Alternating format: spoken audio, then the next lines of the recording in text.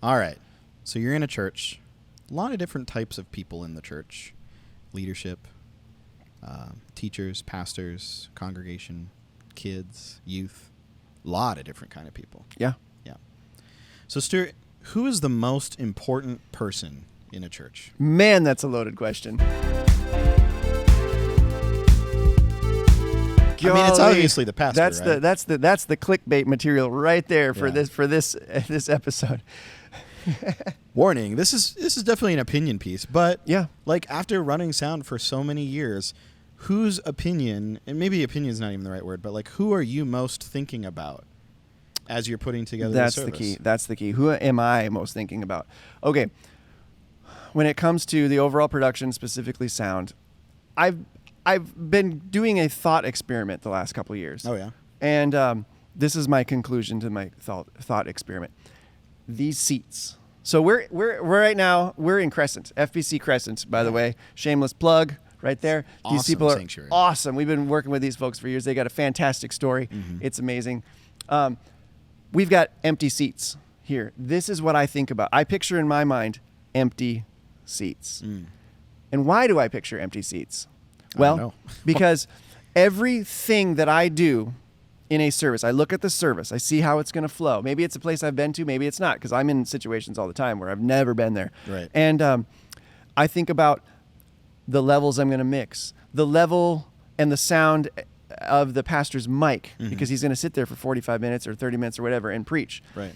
I'm constantly thinking about that person that's sitting in the seats. Why are these people so important? Let's think about this for a second. You've got staff, maybe you've got paid musicians. Those people are going to be here. The people in these seats, these are the people that give up their time, that volunteer their choose to be time. there. These people are the most incredible people you'll meet. If you just stopped and got to know some of these people, they're amazing. But they are giving up their Sunday morning or whenever time you guys are meeting to actually be here, to receive, to get something out of the message. And so that's who I'm thinking about the whole time. For a quick little tip or story, whatever. Let's say the band has just left the stage and the pastor's getting up and he's preaching. I'm setting the level. Maybe I'm EQing a little bit. Maybe I'm doing some. I'm getting it to the most natural sound I can, and I'm setting it at the volume that I feel comfortable. I want the pastor's microphone to be as comfortable and pleasing to the ears as possible, because as humans, we'll either kind of lean in or reject subconsciously. That's a whole other thing. Right. I can't go into that right now. No. But basically what I want to do is I want the people sitting in these seats to feel comfortable and to be able to receive for the entire time that the pastor is preaching. Yeah. And if you set it up right, they will engage the entire time. Because again, these people are volunteering their time to be here. So it's my responsibility to set something up to where they can receive from the moment they come in to the moment they leave. I think that's an important thing. Obviously, every church is going to have a different philosophical feel on this, and we're not here to say which church is correct or not correct, but first of all, what we can admonish you as sound guys is we're not the most important person in the room. I think that's number one. Like I, as the sound guy, am not the most important person in the room. My opinion is not really that highly ranked. If you're a rock star or you want to be a rock star, sound production or production in general might not be for you. No. So as a sound guy, like sometimes you got to swallow the humble pill and be like, I'm here to make this place sound great for the entire congregation. And sometimes as a sound guy, you get put in a really hard place. I've been in that situation where I am literally, I feel like the singled out child between the pastor and the band and the congregation, right? And the pastor wants more slide guitar for whatever reason. He thinks that's what the service needs. And the worship leader wants it to be 115 decibels. And the old lady in the congregation wants it to be 75 decibels. And the thing is, none of them are correct and none of them are wrong. It's just sometimes you feel stuck in there.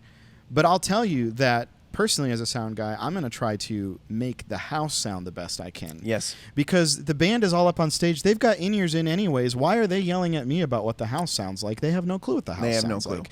I'm the one sitting in the house with the whole congregation listening to the sound, right? Yes.